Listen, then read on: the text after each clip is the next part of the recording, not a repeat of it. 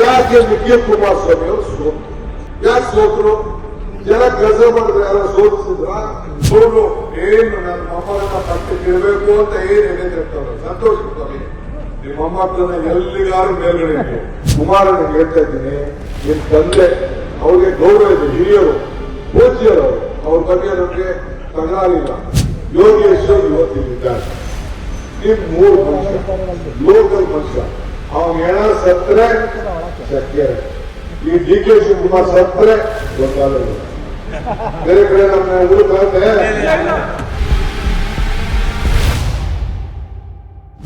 ಯಾಕೆ ನಿಖಿಲ್ ಕುಮಾರಸ್ವಾಮಿ ಅವರು ಸೋತು? ಯಾಕೆ ಸೋತರು? ಜನ ಕೆಲಸ ಮಾಡಿದ್ರೆ ಯಾರು ಸೋತಿಸಿದ್ರ? ಕೆಲಸ ಮಾಡಿದ್ರೆ ಯಾರು ಸೋತಿಸಿದ್ರ? ಜನ ಕೆಲಸ ಮಾಡಲಿಲ್ಲ, ಬಡವರು ಕಷ್ಟಕ್ಕೆ ಆಗ್ಲಿಲ್ಲ. 5 ವರ್ಷಕ್ಕೊಂದ್ಸತಿ ಹೋಗಿ ಓಟ್ ಕೊಡು ಅಂತ ಅಂದ್ರೆ ಏನ್ ಜನ ಕುಲಿಗೆ ಬಿಡ್ಕೊಂಡಿಲ್ವಾ? ಮತದಾನದ ಹಕ್ಕು ಸ್ವಾಭಿಮಾನದ ಮತ. ಆ ಸ್ವಾಭಿಮಾನದ ಮತವನ್ನ ಯಾರು ಮಾರ್ಕೊಳ್ಳಿಕ್ಕೆ ಹೋಗುದಿಲ್ಲ. ಓಟ್ಗೆ 200, 500, 1000 ಕೊಡ್ಬೋದು, ಅದು ಶಾಶ್ವತ ಅಲ್ಲ.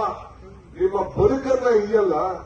ಈಗ ನೀವು ನೋಡಿ, ಇಂದಿರಾ ಗಾಂಧಿ ನಾವೆಲ್ಲ ನೆನೆಸ್ಕೊಳ್ತೀವಿ. ಇಂದಿರಾ ಗಾಂಧಿ ಯಾಕೆ ಓಲ್ಡ್ ಏಜ್ ಪೆನ್ಷನ್ ಕೊಟ್ಟದ್ದು ಎಲ್ಲ ಹಿರಿಯರಿಗೆ, 60 ವರ್ಷ ಆದವ್ರಿಗೆ ಇಂದಿರಾ ಗಾಂಧಿ ಕೊಟ್ಟಿದ್ದು. 50 ರೂಪಾಯಿ ಅದು ಕೊಟ್ಟಿದ್ದು. ಈಗ 1000 ರೂಪಾಯಿ ಗಂಟ ಕೊಡ್ತಾ ಇದ್ವಿ. ಇಂದಿರಾ ಗಾಂಧಿ ಕೊಡ್ತಾ ಇದ್ದೀವಿ 1200 ಈಗ ಕೊಡ್ತಾ ಇದ್ವಿ. ವಿಡೋ ಪೆನ್ಷನ್ ಕೊಡ್ತಾ ಇದೀವಿ, ಅಂಗವಿಕಲರಿಗೆ ಪೆನ್ಷನ್ ಕೊಡ್ತಾ ಇದೀವಿ. ಅದಾದ್ಮೇಲೆ ದೇವರಾಜ ಅರಸರು ಬಂದ್ರು. ಅವರು ಉಳುವಿಗೆ ಭೂಮಿ ಅಂತ ಹೇಳಿದ್ರು. ಯಾರು ದೊಡ್ಡ ದೊಡ್ಡ ರೈತರು ಇದ್ರು ಅವ್ರ ಜಮೀನಲ್ಲೆಲ್ಲ ತೆಗೆದು ಯಾರು ಉಳ್ತಾ ಇದ್ದಾರೆ ಅವ್ರು ಕೊಟ್ಟರು. ನಮ್ಮ ರಘುರಾಮಣ್ಣ ಅವರ ವಂಶಸ್ಥರು ಅವ್ರ ಹತ್ರ 100 ಎಕರೆ ಜಮೀನಿತ್ತು. 500 ಎಕರೆ ಜಮೀನು ಹೆಚ್ಚೋಯ್ತು, 500 ಎಕರೆ ಹೋಯ್ತು.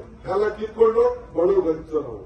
ಅಲ್ಲೆಲ್ಲ ಸುತ್ತಮುತ್ತಲು ಮಂಗಳಾರಪೇಟೆ, ಆ ಸುತ್ತಮುತ್ತಲು ಎಲ್ಲ ಚಿಕ್ಕಮನಹಳ್ಳಿ ಎಲ್ಲ ಸೇರಿ ಬಡವರಿಗೆಲ್ಲ ಜಮೀನನ್ನ ಕೊಟ್ಟು. ಅದು ಇಂದಿರಾ ಗಾಂಧಿ ದೇವರಾಜ ಅರಸು ಕಾಲದಲ್ಲಿ ಕೊಟ್ಟು.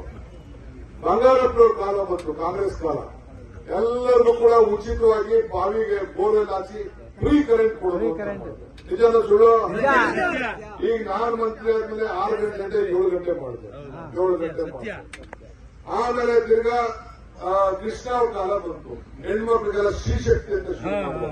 ಎಲ್ಲಾದ್ರೂ ಸೇರಿಸಿ 20 ಜನ ಸೇರಿ ಸಾಲ ಕೊಟ್ಟು ಮಾಡಿ ಅವರೆಲ್ಲ ಅಲ್ಲಿ ಇಲ್ಲಿ ಬಡ್ಡಿ ತಗೊಳ್ಳೋದು ಬಿಡಬೇಕು ಅಂತ ಹೇಳಿ ಮಾಡ್ದು.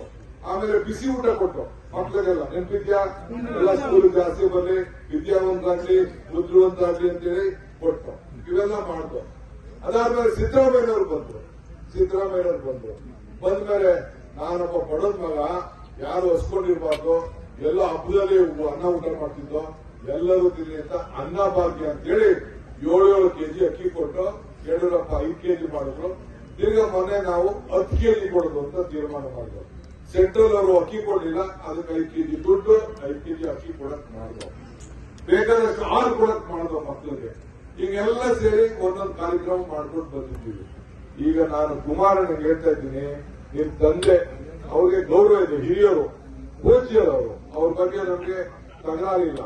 ನೀನು 2 ಬಾರಿ ಮುಖ್ಯಮಂತ್ರಿ ಆಗಿದೆ.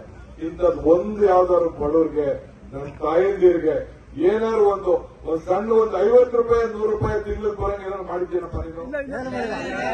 ಏನಾದ್ರು 100 ರೂಪಾಯಿ 500 ರೂಪಾಯಿ ನೋಡಿ. ಕಾಂಗ್ರೆಸ್ ಪಾರ್ಟಿ ಪೆನ್ಷನ್ ಕೊಟ್ಟಿದ್ದೀವಿ, 2000 ಕೊಡ್ತಾ ಇದೀವಿ, ನಿಮ್ಗೆ ಫ್ರೀ ಕರೆಂಟ್ ಕೊಡ್ತಾ ಇದೀವಿ, 200 ಯೂನಿಟ್ ಕರೆಂಟ್ ಕೊಡ್ತಾ ಇದೀವಿ. ಇದು ಕಾಂಗ್ರೆಸ್ ಕಾರ್ಯಕ್ರಮ. ಅದಕ್ಕೆ ಜನ ನನಗೆ 1,23,000 ವೋಟಲ್ಲಿ ಗೆಲ್ಲಿಸಿ ವಿಧಾನಸೌಧಕ್ಕೆ ಕಳಿಸಿದ್ರು.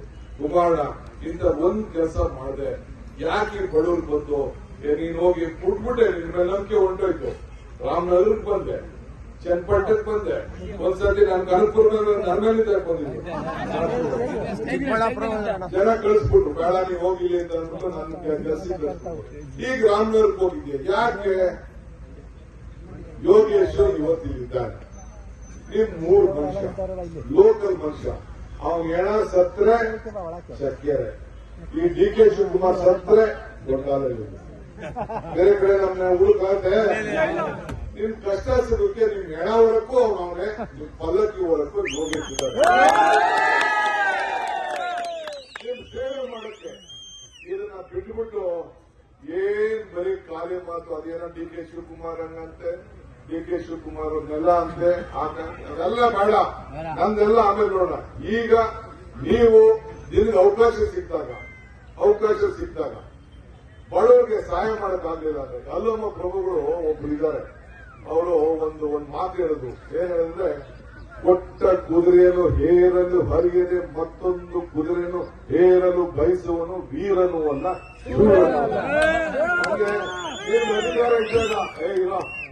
ಅಧಿಕಾರ ಇದ್ದಾಗ ಈ ಬಡವರು ಸಹಾಯ ಮಾಡಲಿಲ್ಲ ಅಂತಾರೆ, ನೀನು ಊರ್ಗ್ ಹೋಗ್ಲಿಲ್ಲ ಅಂತಾರೆ, ಒಬ್ರಿಗೊಂದು ಸೈಟ್ ಕೊಡಕ್ ಆಗ್ಲಿಲ್ಲ ಅಂತಾರೆ, ಒಬ್ರಿಗೊಂದು ಜಮೀನು ಕೊಡಕ್ ಆಗ್ಲಿಲ್ಲ ಅಂದ್ರೆ, ಅಲ್ಲದೆ ಒಂದು ಮೀಟಿಂಗ್ ಮಾಡಲಿಲ್ಲ. ನೀನು MLA ಆಗಿ ಒಂದು ಬಗರ್ ಕಮ್ ಸಾಗುವಳಿ ಮೀಟಿಂಗ್ ಮಾಡಲಿಲ್ಲ, ಒಂದು ಮೀಟಿಂಗ್ ಮಾಡಲಿಲ್ಲ.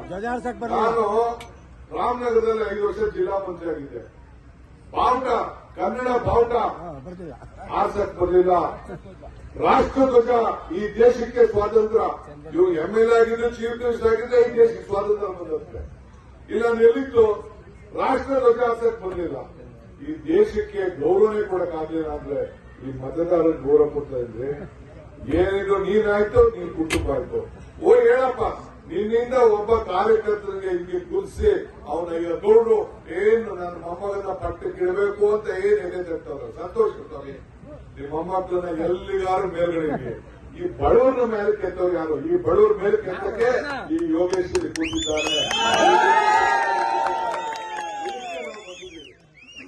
ನನಗೆ ಒಂದು ತಾಯಿ ಒಂದೇ ಜಿಲ್ಲಾ ಪಂಚಾಯತಿ ಮೆಂಬರ್ ಆಗಲಿ, ಒಂದು ಹೆಣ್ಮಗಳು ಜಿಲ್ಲಾ ಪಂಚಾಯತಿ ಮೆಂಬರ್ ಆಗಲಿ. ಈ ಹೆಣ್ಮಗಳಿಗೆ ಆರ್ಥಿಕವಾದಂತ ಶಕ್ತಿ ಕೊಡಬೇಕು. ಹೆಣ್ಣು ಕುಟುಂಬದ ಕಣ್ಣು ಅಂತ ಹೇಳದಲ್ಲ, ಈ ತಾಯಂದಿರಿಗೆ ಸಹಾಯ ಮಾಡಬೇಕು.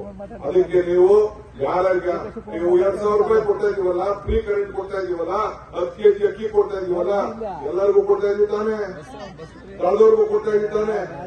ನೀವು ಪಕ್ಕದ ಮನೆಯವ್ರಿಗೆ ಹೇಳ್ಬೇಕು, ಅಪ್ಪ ಕೆ ಶಿವಕುಮಾರ್, ಸಿದ್ದರಾಮಯ್ಯ, ಕಾಂಗ್ರೆಸ್ ಪಾರ್ಟಿ 2,000 ಕೊಡ್ತವ್ರೆ, ಉಪಕಾರ ಸ್ಮರಣೆ ಇರಬೇಕು, ಉಪ್ಪು ತಿಂದವರು ಸ್ಮರಿಸ್ಕೊಳ್ಬೇಕು.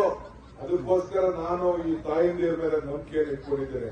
ನಿಮಗೂ ಅಷ್ಟೇ, ಎಲ್ಲ ಯುವಕರಿಗೂ ನಾನು ಕೇಳೋದಿಷ್ಟೇ, ಇವತ್ತು ಬಹಳ ಚೆನ್ನಾಗಿ ವಿಶ್ವಾಸ, ಇಡೀ ಸರ್ಕಾರ, ಯೋಗೇಶ್ ಒಬ್ಬನೇ ಇಲ್ಲ ಇಲ್ಲಿ, ಇಡೀ ಸಿದ್ದರಾಮಯ್ಯ ನೇತೃತ್ವದ ಸರ್ಕಾರ, ಕೆ ಶಿವಕುಮಾರ್ ಆದಿಯಾಗಿ ನಿಮ್ಮ ಜೊತೆಲಿ ಇಟ್ಕೊಂಡು ನಿಮ್ಮ ಸೇವೆನ ಮಾಡ್ತೀವಿ ಅಂತ ಹೇಳಲಿಕ್ಕೆ ನಾನು ಇಟ್ಕೊಳ್ಬೇಕು. ಹೆಚ್ಚಿನ ಸಂಖ್ಯೆ ಚನ್ನಪಟ್ಟಣದಲ್ಲಿ ಕಟ್ಟಿಸಿದ್ರೇನ್ರಿ? ಒಂದು ಶುದ್ಧ ಘಟಕ ಕುಡಿಯೋ ನೀರು ಕೊಡ್ಸಿದ್ರೇನ್ರಿ? ಯಾಕ್ರಿ ಓಟ್ ಕೇಳ್ತಾ ಇದ್ದೀರಾ? ಬರೀ ದುಡ್ಡೇ ಮುಖ್ಯ ಅಲ್ಲೇನ್ರಿ? 2,000, 1,000, 3,000, 4,000 ಓಟ್ ಕೊಡ್ಬೋದು, ದುಡ್ಡು ಕೊಡ್ಬೋದು ನೀವು. ಆದ್ರೆ ಇವತ್ತು ಪ್ರತಿ ತಿಂಗಳು ಬದುಕನ್ನ ಕಟ್ಕೊಳ್ಳಿ ಅಂತೇಳಿ ಪ್ರತಿ ಹೆಣ್ಮಗಳ ಬದುಕಿಗೆ ನಾವು ಇವತ್ತು ದಾರಿ ಹೊಂದಿದ್ದೀವಲ್ಲ, 56,000 ಕೋಟಿ ರೂಪಾಯಿ ಈ ತಾಯಿಗೆ ಕೊಡ್ತಾ ಇದೀವಲ್ಲ, ಈ ಕುಟುಂಬಕ್ಕೆ ಶಕ್ತಿ ಅಲ್ವೇನೋ? ಅದು ಶಕ್ತಿ ಅಲ್ವೇನೋ? ನಾನು ಹೇಳಿಲ್ಲ ಚಪ್ಪಾಳೆ ಹೊಡಿ ಅಂತ. ತಾಯಿದೀರು ಅವರ ಆತ್ಮಕ್ಕೆ ಸಮಾಧಾನ. ನಮ್ಗೆ ಜೀವ ಬದುಕ್ತಾ ಇದೆ, ಸಾಲ ತೀರ್ಸ್ಕೊಳ್ತಾ ಇದ್ದೀವಿ, ನಮ್ಮ ಮನೆ ನಮ್ಮ ಮಕ್ಕಳು ಸಹ ಕಾಣ್ತಾ ಇದ್ದೀವಿ ಅಂತೇಳಿ ಸಂತೋಷದಿಂದ ಇವತ್ತು ಚಪ್ಪಾಳೆ ನಾವು ಹೊಡಿತಾ ಇದ್ದೇವೆ. ಇವತ್ತು ಒಂದು ಪ್ರಶ್ನೆ, ಇನ್ನೊಂದು ಪ್ರಶ್ನೆ ಕುಮಾರಸ್ವಾಮಿಗೆ. ಕುಮಾರಣ್ಣ, ನೀನು MLA ಆಗಿದ್ದಲ್ಲಪ್ಪ ರಾಮನಗರ ಚನ್ನಪಟ್ಟ, ಅಲ್ಲಿ ನಿನ್ನ ಧರ್ಮಪತ್ನಿ, ಇಲ್ಲಿ ನೀನು ಕೋವಿಡ್ ಸಂದರ್ಭದಲ್ಲಿ ಬಂದಿದ್ದೇನ್ರಿ? ಕೋವಿಡ್ ಸಂದರ್ಭ ಬಂದಿದ್ದೇನ್ರಿ? ಒಂದು ಹಾಸ್ಪಿಟಲ್ ಬಂದಿರೇನ್ರಿ? ಒಂದು ಔಷಧಿ ಕೊಟ್ಟಿದ್ದೇನ್ರಿ? DK ಸುರೇಶ್ ನಿಮ್ಮ ಪ್ರತಿ ಮನೆಗೂ ಕೊಡಿಲ್ವೇನ್ರಿ? ಹಾಸ್ಪಿಟಲ್ಗೆ ಕೊಡಿಲ್ವೇನ್ರಿ? ಎಡ ಎತ್ಕೊಂಡೋಗಿ ಸುಡ್ಲಿಲ್ವೇನ್ರಿ ಸುರೇಶ್? ಇಂಥ ಒಂದು ಕೆಲಸ ಕುಮಾರಸ್ವಾಮಿ ಮಾಡಕ್ಕಾಗ್ತದೆ. ನೀನು ಕೋವಿಡ್ ವಾರ್ಡ್ ಹೋದ್ರು, ನೀನು ಮನೇಲಿ ಔಸ್ಕೊಂಡು ಮನಿಕೊಂಡಿದ್ದೆ, ಒಬ್ಬ ಬಡವರಿಗೆ ಸಹಾಯ ಮಾಡಲಿಲ್ಲ, ನೀನ್ ಕಷ್ಟಕ್ಕಾಗಲಿಲ್ಲ ಅಂತಂದ್ಮೇಲೆ ಇನ್ನೇನ್ ತಿಕ್ಬೇಕ್ರಿ? ಯಾವ್ದಾರೊಬ್ಬ ಕಾರ್ಯಕರ್ತನ ನಿಂತ್ಕೊಂಡು ಗೌಡ್ರು ಹಿರಿಯರು ಬಹಳ ಶಿಸ್ತು ಹೇಳಿದ್ದಾರೆ, ನನ್ನ ಮೊಮ್ಮಗನ ಪಟ್ಟಾಭಿಷೇಕ ಮಾಡೋವರೆಗೂ ನಾನು ಬದುಕಿದ್ದೇನೆ. ಬಹಳ ಸಂತೋಷ, ನಿಮ್ಮ ಮಗನ ಪಟ್ಟಾಭಿಷೇಕ ಮಾಡಿ. ಆದ್ರೆ ಕಾರ್ಯಕರ್ತ ನಿಮ್ಗೋಸ್ಕರ ದುಡ್ದಂತ ಕಾರ್ಯಕರ್ತರ ಪರಿಸ್ಥಿತಿ ಏನಾಗ್ಬೇಕು ಅಂತ ನಿಮ್ಮನ್ನೇ ನಾನು ಕೇಳ್ತಾ ಇದ್ದೀನಿ. ಬರೀ 19 ಸೀಟ್ ಇದೆ, ಈಗ 18 ಆಗಿದೆ. ಯಾವ ಕಾರಣಕ್ಕೂ ನಾನು ಹೇಳ್ತೀನಿ ಕೇಳಿ, ಏನ್ ಯೋಗೇಶ್ ಜಡ್ಡನ 4 ಬಾರಿ ಇಲ್ಲಿ 5 ಬಾರಿ ಚುನಾವಣೆ ಗೆದ್ದು MLC ಆಗಿ MLC ರಾಜೀನಾಮೆ ಕೊಡ್ಬೇಕಾದ್ರೆ ಏನ್ ದಡ್ಡನ? ಅವ್ರಿಗೂ ಗೊತ್ತಿದೆ ನಾನು ಈ ಕ್ಷೇತ್ರದ ಮಹಾಜನತೆ ಋಣ ತೀರಿಸಬೇಕು. ಈ ರಾಜ್ಯದಲ್ಲಿ ಕಾಂಗ್ರೆಸ್ ಸರ್ಕಾರ ಇದೆ, ಸಿದ್ದರಾಮಯ್ಯ ನೇತೃತ್ವದ ಸರ್ಕಾರ ಇದೆ, DK ಶಿವಕುಮಾರ್ ಡೆಪ್ಟಿ ಸಿಎಂ ಆಗಿದ್ದಾರೆ, ಕೈ ಜೋಡಿಸ್ತಾರೆ. ಈ ಜನರ ಬದುಕಿನಲ್ಲಿ ಬದಲಾವಣೆಯನ್ನು ಮಾಡಬೇಕು ಅಂತ ಹೇಳಿ ಇವತ್ತು ಕಾಂಗ್ರೆಸ್ ಪಕ್ಷಕ್ಕೆ ಬಂದು ಇವತ್ತು ಅಷ್ಟರ ಗುರುತಿನಲ್ಲಿ ಇವತ್ತು ನಿಂತಿದ್ದಾರೆ. ನಾನು ಒಂದಷ್ಟು ಬೈದಿದ್ದೀನಿ ಅವ್ರು, ಇಲ್ಲ ಅಂತ ಹೇಳುದಿಲ್ಲ. ನಾನು ತಿಳುವಳಿಕೆ ಹೇಳಿದ್ದೀನಿ, ನಾ ಇಲ್ಲ ಅಂತ ಹೇಳುದಿಲ್ಲ. ಆದ್ರೆ ಸಮಾಜ, ಈ ಕ್ಷೇತ್ರ ನಮ್ಮ ಕ್ಷೇತ್ರ.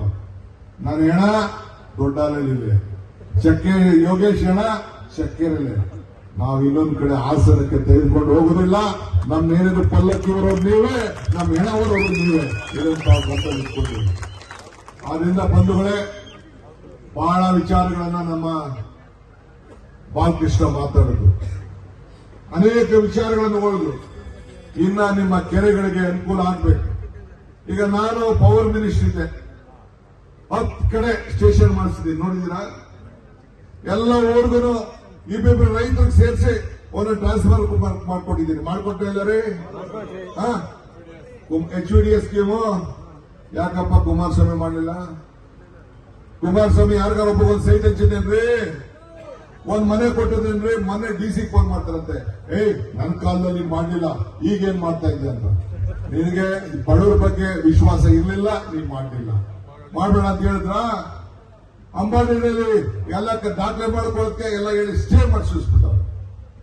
ಇವತ್ತು ಬಡವರು ತಾಯಂದಿರು ನಿಮ್ಮ ಮೇಲೆ ನನ್ನ ನಂಬಿಕೆ, ನಿಮ್ಮ ಮೇಲೆ ನಂಬಿಕೆ ಇರೋದಕ್ಕೆ ಶ್ರೀ ಶಕ್ತಿ ಯೋಜನೆಯಲ್ಲಿ ನಿಮ್ಗೆ ದುಡ್ಡು ಕೊಡ್ತಾ ಇರೋದು. ತಾಯಂದಿರು ನಿಮ್ಮ ಮೇಲೆ ನಂಬಿಕೆ ಇರೋದಕ್ಕೆ 10 kg ಅಕ್ಕಿ ಕೊಡ್ತಾ ಇರೋದು. ನಿಮ್ಮ ಮೇಲೆ ನಂಬಿಕೆ ಇರೋದಕ್ಕೆ ಉಚಿತವಾಗಿ ಬಸ್ನಲ್ಲಿ ಓಡಾಟ ಮಾಡ್ಲಿಕ್ಕೆ ಅವಕಾಶ ಮಾಡಿಕೊಟ್ಟಿರೋದು. ನೀವು ಋಣವನ್ನ ತೀರಿಸ್ತೀರಿ. ತಾಯಿ ಕರುಣೆ ನಿಮ್ದು. ಯಾರು ಕೂಡ ಸಹಾಯವನ್ನು ಪಡ್ಕೊಂಡು ಮೋಸ ಮಾಡಂತ